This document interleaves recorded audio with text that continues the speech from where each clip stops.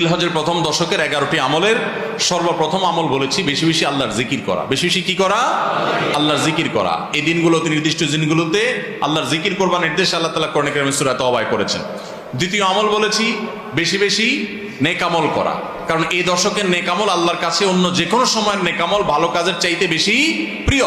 এই দশকের নেক আমল চলতে থাকবে, সেটা জিকির হোক, তেলাওয়াত হোক, দান সাদাকা হোক, নফল রোজা হোক, নফল নামাজ হোক, যত রকমের ইবাদত আছে, এটা ইবাদতের দশক। রমজানে যেরকম ইবাদত করতে থাকি আমরা, এই দশকে এরকম কি চলবে? ইবাদত চলতে থাকবে। 3 নম্বর আমল হলো অন্য যে কোনো সময় আমরা গুনাহ এবং পাপাচার থেকে বাঁচার জন্য যতটা চেষ্টা করি, এই দশকে গুনাহ থেকে বাঁচার চেষ্টাটা হবে অন্য যে কোনো সময় চাইতে অনেক বেশি। কারণ এই দশক মর্যাদাপূর্ণ ইবাদতের জন্য, সেখানে গুনাহ করলে তার দায় এবং তার প্রায়শ্চিত্ত এরকম ভয়াবহ হবে। এই জন্য এই দশকে গুনাহ থেকে বিশেষভাবে বেঁচে থাকার চেষ্টা করা। 4 নম্বর আমল বলেছিলাম যাদের আল্লাহ সামর্থ্য দিয়েছেন তারা হজ করবেন। 5 নম্বর আমল বলেছিলাম যাদের আল্লাহ সামর্থ্য দিয়েছেন তারা কোরবানি করবেন।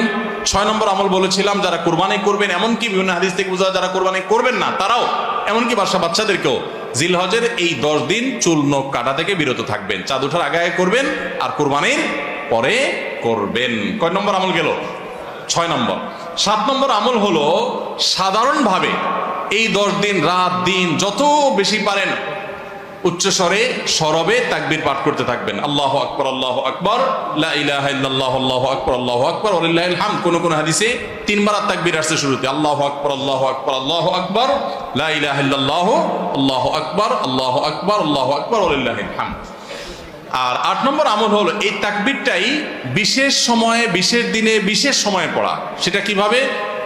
জিলহজ মাসের 9 তারিখ ফজরের পর থেকে নিয়ে জিলহজের 13 তারিখ আসরের নামাজ পর্যন্ত প্রত্যেক নামাজের পরে নারী পুরুষ সবাই এই তাকবীর নামাজের পরে একবার করে পাঠ করা। এটা হলো বিশেষ সময়, তাকবীরে মুকাইয়াদ বলা হয় এটাকে, স্পেশাল।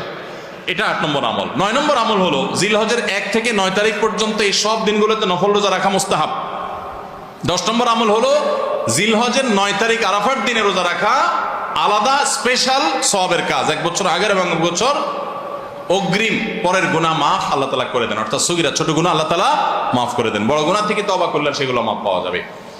আর 11 নম্বর আমল হলো যে ঈদের দিনে যত সুন্নাহ আছে সব সুন্নাহগুলো সঠিকভাবে পালন করব। আল্লাহ রাব্বুল আলামিন আমাদের সবাইকে জিলহজের এই 10 দিনের ফজিলত এবং মর্যাদা প্রতি মুহূর্তে স্মরণ করার তৌফিক দান করুন। এই দশক যে মর্যাদার দশক যায়, ফজিলতের দশক যায়, ইবাদতের দশক যায়, জিকিরের দশক যায়, তাকবীরের দশক যায়, নফল রোজার দশক যায়, ধারণাই নাই আমাদের, মনেই থাকে না। অনেক মানুষ আছে জিজ্ঞেস করলে ভাই তার হাবভাব দেখলে রুটিনের ভিতরে কোনো পরিবর্তন নাই। অন্য সময় ফজরে গাফলতি, এই দশকেও গাফলতি। আরে ভাই রমজান মাসে তো মানুষ বেনামাজিও নামাজ পড়ে, মাশাআল্লাহ, ঠিক না ভাই? ঠিক। যে লোক বখিল সেও টুকটাক দান করে, যে কখনো মসজিদে আসে না সেও মসজিদে আসে, যে কোরআন ছুঁয়ে দেখে না সেও একটু কোরআন ছোঁয়, কারণ রমজান ইবাদতের মৌসুম চলছে। তাহলে জিলহজের প্রথম দশকে এরকম ইবাদতের ছিটাফোঁটা, ইবাদতের কোনো আবহ, ইবাদতের কোনো পরিবেশ, ইবাদতের কোনো আলামত, এর কোনো আপনার চিহ্ন আমাদের সমাজে, আমাদের পরিবারগুলোতে দেখা যায় না।